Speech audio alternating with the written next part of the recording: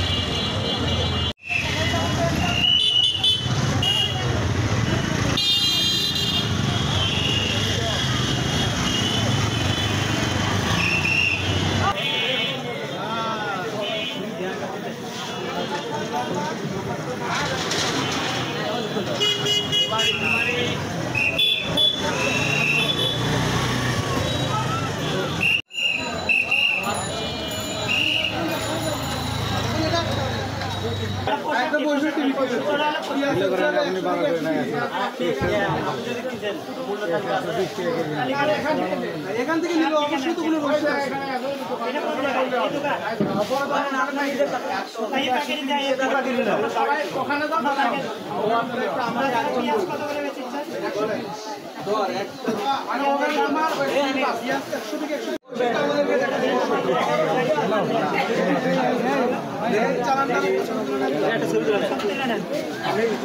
পরবর্তীতে আসা জন্য পাই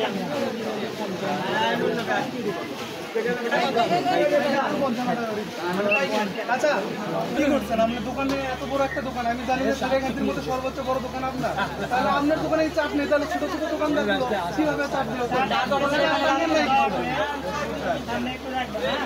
মসুর ডাল পাইকারি কত করে বিক্রি করছে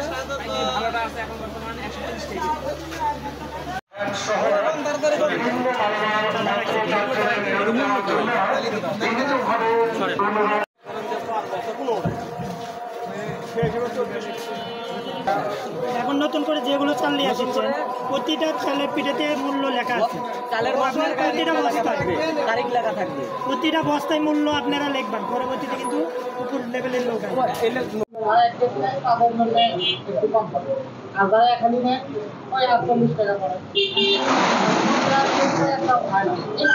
যদি কোনো সিন্ডিকেট থেকে থাকে তাহলে সেটা সিন্ডিকেটের আমাদেরকে অবগত করতে দুই সাইজের টিম না আপনি একটা 1150 একটা 1150 টাকা আরেকটা কত আরেকটা 1120 টাকা 1150 টাকা বেশি টাকা প্যাকেজ আচ্ছা যে একটা 1150 আরেকটা 1100 ডিমের মূলত ফিটের কারণে দাম বেশি হয় তাই না এখন বর্তমানে ফিটের কারণে দাম ফিটের দাম বেশি কারণ ডিমের দাম বেশি এটা কি সত্য তাহলে আমরা যদি মূল্য তাই করে না তাহলে যেগুলো সুস্থ বিক্রেতা কি বলবো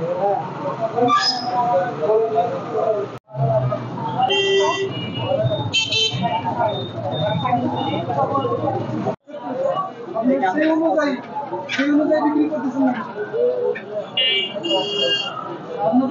নতুন সরকার আসার পরে যে একটা বাজার মূল্য দেওয়া হয়েছে 140 টাকা কেজি বয়লা বিক্রি করতে বলা হয়েছে আপনারা কেন তার থেকে বেশি দামে বিক্রি করেন বাংলাদেশ পুলিশ তাদের কর্মবিরতি দেওয়ার ফলে আমরা বাংলাদেশ রোভার স্কাউট যাত্রীদের নিরাপত্তার স্বার্থে মাঠে নেমেছি এবং ট্রাফিক পুলিশের দায়িত্ব পালন করতেছি এবং রাস্তাঘাট এগুলো পরিষ্কার পরিচ্ছন্ন রাখতেছি যাতে যাত্রীদের কোনো রকম সমস্যা না হয়, ভোগান্তিতে না ভোগে। আমরা রোভার সেই কাজে নিয়োজিত রয়েছি। আমরা আমাদেরকে জিজ্ঞাসা করছিলাম, ওনারা এতদিন এই মূল্য তালিকার স্ট্যান্ড রাখেনি। আজকে যখন আমরা বললাম, তা ওনারা বলছে 2-1 দিনের ভিতরেই তারা মূল্য তালিকার স্ট্যান্ডটা প্রত্যেকটা দোকানে যুক্ত করে দেবে। আমরা পরবর্তী পদক্ষেপ যেখানে যে প্রশাসনের কাছে আমরা ছেড়ে দিতে হবে, কারণ এখানে যে সিন্ডিকেটটা উপর মহল থেকে হচ্ছে, সেই সিন্ডিকেটটা আমাদের দ্বারা হয়তো বা বন্ধ করা সম্ভব হচ্ছে না এখান থেকে। এই জন্য প্রশাসন যদি আমাদেরকে সহায়তা করে, অবশ্যই আমরা এই সিন্ডিকেটটা বন্ধ করতে পারবো।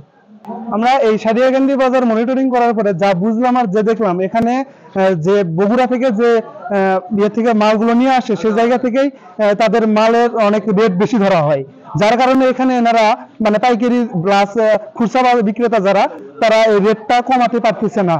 এখন আমরা চাই সিন্ডিকেটটা দূর করতে।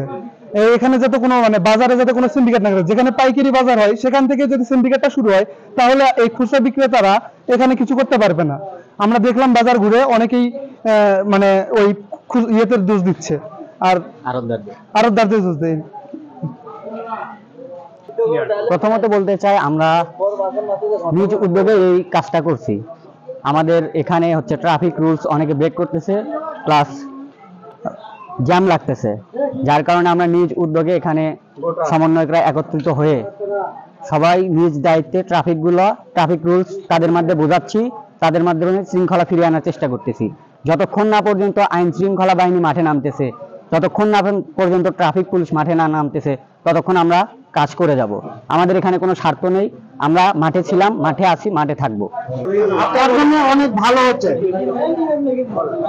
বাজার যে মনিটরিং করতেছে তার জন্য আমাদেরও ভালো, ক্রেতাদের জন্য ভালো। কারণ ওই যাদের মধ্যে একটু অসৎ ভাব আছে ওটা আর থাকবে না, মানে একেবারে প্রতিদিন দিন দিন অনেক ভালোই মনে হচ্ছে। এটি এর আগে কখনো হয়নি, এখন অনেকটাই ভালো মনে হচ্ছে যে প্রতিদিন বাজারটা যাচাই হচ্ছে, কেউ আর সিন্ডিকেট করার মতো সাহস পাবে না। প্রতিদিন যে বাজার হয় সে বাজারে কেনা বেচা হবে এখন। আপনাদের যে উদ্যোগটা এটা খুব ভালো উদ্যোগ, আর এই উদ্যোগ নিলে আলাদা জনগণ যত জনগণ আছে সবাই ইয়ে পাবে আর কি, আপনার সহযোগিতা পাবে। আচ্ছা বলে বাজারে এমন কোনো ইয়ে হয় উদ্যোগতি নাই, আপনি বুঝতে পারছেন কি সব বাজারে স্থিতিশীল আছে এবং বাজার যে একবারে কোনো বেশি হওয়া এরকম কোনো কিছু নেই।